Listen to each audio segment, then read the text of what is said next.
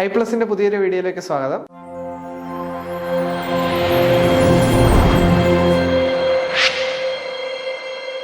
നമ്മൾ ഇന്ന് RRB JEക്ക് മുൻകാലങ്ങളിൽ ചോദിച്ചിട്ടുള്ള ക്വസ്റ്റ്യൻ ഡിസ്കഷൻ സീരീസിലേക്കാണ്. അപ്പോൾ ഇന്ന് നമ്മൾ ഡിസ്കസ് ചെയ്യുന്നത് മെട്രോളജി റിലേറ്റഡ് ആയിട്ടുള്ള ഒരു 10 ക്വസ്റ്റ്യൻ ആയിരുന്നു. അപ്പോൾ നമുക്ക് ആദ്യത്തെ ക്വസ്റ്റ്യനിലേക്ക് പോകാം. Which of the following is used to check the diameter of hole? അതായത് ഹോൾസിന്റെ ഡയമീറ്റർ ചെക്ക് ചെയ്യാൻ നമ്മൾ യൂസ് ചെയ്യുന്നത് പ്ലഗ് ഗേജ് ആണോ, അതോ ഫീലർ ഗേജ് ആണോ, സ്ക്രൂ ഗേജ് ആണോ, അതോ സ്ലിപ്പ് ഗേജ് ആണോ എന്നാണ് ക്വസ്റ്റ്യൻ. അപ്പം ഇത് ഒരു പ്ലഗ് ഗേജ് ആണ്, ഒരു ടൈപ്പ് ഓഫ് പ്ലഗ് ഗേജ് ആണ്. സ്ക്രൂ ത്രെഡ് രണ്ട് എൻഡിലും സ്ക്രൂ ത്രെഡ് ഉള്ള, അതായത് നോട്ട് ഗോ ഇത് പോവുകയും ആ ഒരു ഹോളിൽ പോവുകയും ചെയ്യരുത്, എന്നാൽ ഗോ പോകുകയും വേണം. അപ്പോൾ ആ ഒരു രീതിയിലുള്ള പ്ലഗ് ഗേജ്. അപ്പോൾ ഇത് നമ്മൾ നോർമലി യൂസ് ചെയ്യുന്ന എന്തിനായിരിക്കും? ഒരു ഹോളിന്റെ ഡയമീറ്റർ ഓക്കെ ആണോ എന്ന് നോക്കാൻ വേണ്ടിയിട്ടാണ് നമ്മൾ പ്ലഗ് ഗേജ് യൂസ് ചെയ്യുന്നത്. അപ്പം ഈ ഒരു ക്വസ്റ്റ്യൻ്റെ ആൻസർ എന്ന് വെച്ച് കഴിഞ്ഞാൽ പ്ലഗ് ഗേജ് ആയിരിക്കാം. ഇനിയിപ്പം ഫീലർ ഗേജ് എന്തിനായിരിക്കും യൂസ് ചെയ്യുന്നത്? ഫീലർ ഗേജ് യൂസ് ചെയ്യുന്നതെന്ന് വെച്ച് കഴിഞ്ഞാൽ ഈ രണ്ട് മേറ്റിംഗ് പാർട്ടുകൾ തമ്മിൽ ഒരു ക്ലിയറൻസ് നമുക്ക് വേണമെന്ന് വെച്ചോ, ആ ഒരു ക്ലിയറൻസ് എത്രത്തോളമാണ്. അപ്പോൾ ആ ഒരു ഇപ്പം ഇത് 0.03 തൊട്ട് ഉള്ള ഒരു ഫീലർ ഗേജ് ആണ്. അപ്പം ഓരോ തിക്നെസ് വെച്ചിട്ട് നമുക്ക് ആ ഒരു ക്ലിയറൻസ് അത്രയും ഓക്കെ ആണോ എന്ന് നമുക്ക് അത് വെച്ച് നോക്കാം. പിന്നുള്ളതെന്ന് വെച്ച് കഴിഞ്ഞാൽ സ്ക്രൂ പിച്ച് ഗേജ് ആണ്. അതായത് ഓരോ ത്രെഡിന്റെ ആ ഒരു സ്ക്രൂവിന്റെ പിച്ച് കറക്റ്റ് ആണോ എന്ന് അത് ആ ഒരു രീതിയിൽ നോക്കാൻ വേണ്ടിയിട്ടാണ് നമ്മൾ അത് യൂസ് ചെയ്യുന്നത്. പിന്നെ സ്ലിപ്പ് ഗേജ് നമുക്ക് അറിയാവുന്നതുപോലെ. അപ്പം ഈ ഒരു പർട്ടിക്കുലർ ക്വസ്റ്റ്യൻ്റെ ആൻസർ എന്ന് വെച്ച് കഴിഞ്ഞാൽ പ്ലഗ് ഗേജ് ആയിരിക്കും. കാര്യം താഴെ പറഞ്ഞതിലെല്ലാം ഈ ഡയമീറ്റർ ചെക്ക് ചെയ്യാൻ യൂസ് ചെയ്യുന്നത് പ്ലഗ് ഗേജ് മാത്രമാണ്. ഇനി നമ്മൾ നെക്സ്റ്റ് ക്വസ്റ്റ്യനിലേക്ക് പോകുമ്പോഴും ഫീലർ ഗേജ് എന്തിനാണ് യൂസ് ചെയ്യുന്നത്? നമ്മൾ ഓൾറെഡി പറഞ്ഞതാണ് ഫീലർ ഗേജ് എന്തിനാ. ഓപ്ഷൻ എ എന്താ? Check and measure the bearing clearance. ഒരു ബിയറിംഗിന്റെ ക്ലിയറൻസ് ചെക്ക് ചെയ്യാൻ നമുക്ക് ഫീലർ ഗേജ് നോർമലി യൂസ് ചെയ്യാം. അതേപോലെ ഓപ്ഷൻ സി എന്താ? Check and set the spark plug gap. അതായത് നമ്മുടെ ഓട്ടോമൊബൈൽസിന്റെ സ്പാർക്ക് പ്ലഗിന്റെ രണ്ട് ഇലക്ട്രോഡിന്റെ ഇടയിൽ ഒരു ഗ്യാപ്പ് വേണം, എന്നാലേ അവിടെ ഒരു സ്പാർക്ക് ഉണ്ടാകത്തുള്ളൂ. അപ്പൊ ആ ഒരു പ്ലഗിന്റെ ഗ്യാപ്പ് ഒക്കെ നമുക്ക് ഈ ഒരു ഫീലർ ഗേജ് യൂസ് ചെയ്ത് ചെക്ക് ചെയ്യാം. അത് ശരിയാണ്. പിന്നെ check the gap between the mating parts normally പറയാറുള്ളതാണ്. അപ്പം ഈ 3 കാര്യങ്ങൾക്ക് നമുക്ക് ഫീലർ ഗേജ് യൂസ് ചെയ്യാം. അപ്പം കറക്റ്റ് ആയിട്ടുള്ള ഓപ്ഷൻ എന്തായിരിക്കും? Option B, all of the above. All the options ആണ് കറക്റ്റ്. അപ്പോൾ option B all of the above ആണ്, ഓൾ ഓഫ് ദ ഓപ്ഷൻസ് ആണ് കറക്റ്റ്. ഇനി ഇപ്പൊ നെക്സ്റ്റ് ക്വസ്റ്റ്യനിലേക്ക് പോകുമ്പോഴത്തേക്ക് എന്താ? Where does the bubble rest on the scale when the spirit level is placed horizontally? നമ്മൾ വളരെയധികം ഫെമിലിയർ ആയിട്ടുള്ള ഒരു എക്യുപ്മെന്റ് ആണ് സ്പിരിറ്റ് ലെവൽ. അപ്പൊ സ്പിരിറ്റ് ലെവൽ എന്തിനാണ് നമ്മൾ യൂസ് ചെയ്യുന്ന? ഒരു പിന്നെ ലെവലിന്റെ ഒരു സർഫസിന്റെ ലെവൽ അറിയാൻ, അതായത് ഹൊറിസോണ്ടൽ, അത് കറക്റ്റ് ഹൊറിസോണ്ടൽ ആണോ എന്നുള്ള രീതിയിൽ അറിയാൻ വേണ്ടിയിട്ടാണ് നമ്മൾ സ്പിരിറ്റ് ലെവൽ യൂസ് ചെയ്യുന്നത്. അപ്പൊ അതിന് ഇടയ്ക്ക് ഒരു ബബിൾ ഉണ്ടാവും. ആ ബബിള് കറക്റ്റ് ഹൊറിസോണ്ടലാണ് നമ്മൾ പ്ലേസ് ചെയ്തെങ്കിൽ ആ ബബിളിന്റെ പൊസിഷൻ ആണ് ചോദിച്ചിരിക്കുന്നത്. Option A centre, B left most, C right most, D bottom. നമുക്ക് നോർമലി അറിയാം എന്താ?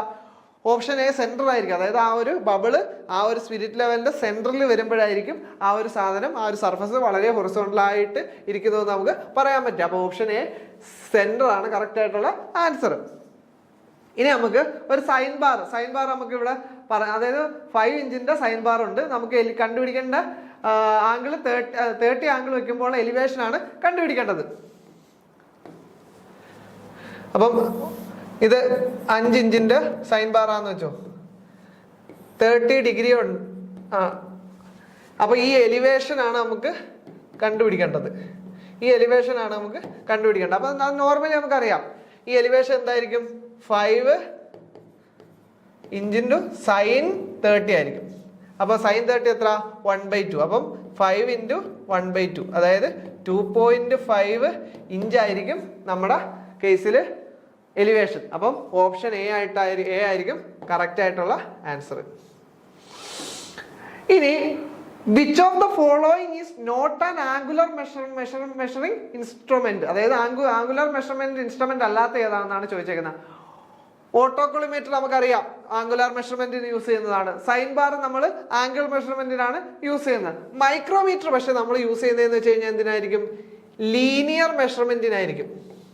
ലീനിയർ മെഷർമെന്റിനാണ് നമ്മൾ മൈക്രോമീറ്റർ യൂസ് ചെയ്യുന്നത്. ഇനി ബിവൽ പ്രൊട്ടാക്ടറും നമ്മൾ ആംഗുലാർ മെഷർമെന്റിനാണ് യൂസ് ചെയ്യുന്നത്. അപ്പം ഇതിൽ പറയുന്നതിൽ ആംഗുലാർ മെഷർമെന്റിന് അല്ലാതെ യൂസ് ചെയ്യുന്നതെന്ന് വെച്ച് കഴിഞ്ഞാൽ ഓപ്ഷൻ സി മൈക്രോമീറ്റർ ആയിരിക്കും. അപ്പം നമ്മുടെ ക്വസ്റ്റ്യൻ ആൻസർ എന്ന് വെച്ച് കഴിഞ്ഞാൽ മൈക്രോമീറ്റർ ആണ്.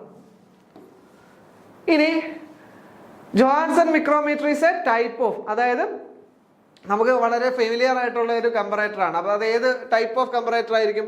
മെക്കാനിക്കൽ കമ്പറേറ്റർ ആയിരിക്കും. അപ്പൊ ഓപ്ഷൻ ബി ആണ് ഈ ഒരു പർട്ടിക്കുലർ ക്വസ്റ്റ്യന്റെ ആൻസർ.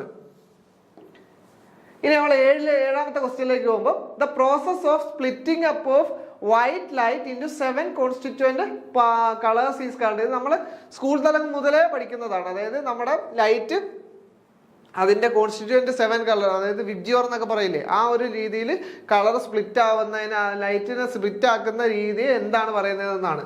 അപ്പൊ ഇന്റർഫറൻസ് ഉണ്ട്, റിഫ്രാക്ഷൻ ഉണ്ട്, ഡിസ്പേർഷൻ ഉണ്ട്, ഫോട്ടോസിന്തസിസ് ഉണ്ട്. അപ്പൊ നമുക്കറിയാം എന്തായിരിക്കും ഈ ഒരു 7 കോൺസ്റ്റിറ്റ്യൂവന്റ് കളേഴ്സ് ആയിട്ട് സ്പ്ലിറ്റ് ചെയ്യുന്ന ആ ഒരു പ്രോസസ്സിനെ പറയുന്ന ഡിസ്പേർഷൻ. അപ്പൊ ഓപ്ഷൻ സി ആണ് കറക്റ്റ് ആയിട്ടുള്ള ആൻസർ. പിന്നെ ബാക്കി ഞാൻ ഇന്റർഫറൻസ് എന്താന്ന് പറഞ്ഞിട്ടുണ്ട്. ഇന്റർഫറൻസ് എന്ന് വെച്ച് കഴിഞ്ഞാൽ 2 അതിലോ കൂടുതലോ വേവ്സ് വന്നിട്ട് കമ്പൈൻ ചെയ്തിട്ട് വേറൊരു പുതിയ വേവ് ഉണ്ടാവുന്നതിനെയാണ് ഇന്റർഫറൻസ് എന്ന് പറയുന്നത്. പിന്നെ റിഫ്രാക്ഷൻ എന്താണ്? റിഫ്രാക്ഷൻ അതായത് നമ്മളെ ലൈറ്റ് ഒക്കെ ഒരു മീഡിയത്തിൽ നിന്ന് മറ്റൊരു മീഡിയത്തിലേക്ക് പോകുമ്പോൾ ചെറുതായിട്ട് ബെൻഡ് ചെയ്യും. അതായത് ഇപ്പൊ നമ്മൾ ലൈറ്റ്, അതായത് എയറിൽ നിന്ന് വാട്ടറിലേക്കൊക്കെ പോകുമ്പോഴത്തേക്ക് ലൈറ്റ് ചെറുതായിട്ട് ഡീവിയേറ്റ് ചെയ്യും. അപ്പൊ ആ ഒരു പ്രോസസ്സിനെയാണ് നമ്മൾ റിഫ്രാക്ഷൻ എന്ന് പറയുന്നത്. പിന്നെ ഫോട്ടോസിന്തസിസ് എല്ലാവർക്കും അറിയാം. അതായത് നമ്മളെ പ്ലാന്റ്സിന്റെ കേസിലുള്ള കാര്യമാണ് ഫോട്ടോസിന്തസിസ്. അപ്പം നമ്മളെ ഈ ഒരു ലൈറ്റ് 7 കോൺസ്റ്റിറ്റ്യൂവന്റ് എലമെന്റ്സ് ആക്കുന്ന ആ ഒരു പ്രോസസ്സിനെയാണ് ഡിസ്പേർഷൻ എന്ന് പറയുന്നത്. ഇനി എത്ര type of, how many types of optical plants are there? നമുക്കറിയാം 2 ടൈപ്പുള്ള ഒപ്റ്റിക്കൽ പ്ലാന്റ്സ് ആണുള്ളത്. ഒന്ന് ടൈപ്പ് എ ഉണ്ട്, ടൈപ്പ് ബി ഉണ്ട്. അപ്പം ഓപ്ഷൻ ഏതായിരുന്നു? ഓപ്ഷൻ ഡി ആയിരുന്നു കറക്റ്റ് ആയിട്ടുള്ള ആൻസർ. ഇനി normal ray, incident ray and reflected ray lie in the, അതായത് നോർമൽ റേയും ഇൻസിഡന്റ് റേയും റിഫ്ലക്റ്റഡ് റേയും lie in the 3 mutually perpendicular plane ആണോ? അല്ല, സെയിം പ്ലെയിനിലായിരിക്കും. അതായത് ഈ നമ്മുടെ ഒരു 3 റേസ്, അതായത് നോർമൽ റേ, അതേപോലെ തന്നെ ഇൻസിഡന്റ് റേയും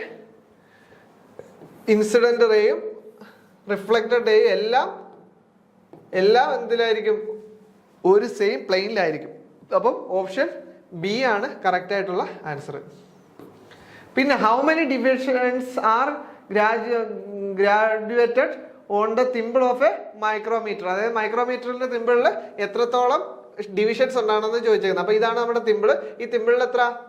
50 ഡിവിഷൻസ് ഉണ്ടാവും. അപ്പം 50 എന്ന് പറയുന്ന ഓപ്ഷനാണ് കറക്റ്റ് ആയിട്ടുള്ള. അപ്പൊ ഓപ്ഷൻ ബി ആണ് കറക്റ്റ് ആയിട്ടുള്ള ആൻസർ. അപ്പൊ ഇതോടുകൂടി നമ്മൾ ആ ഒരു മെട്രോളജി സൈഡിൽ നിന്നുള്ള ഏകദേശം ഒരു 10 ക്വസ്റ്റ്യൻസ് ഡിസ്കസ് ചെയ്തു.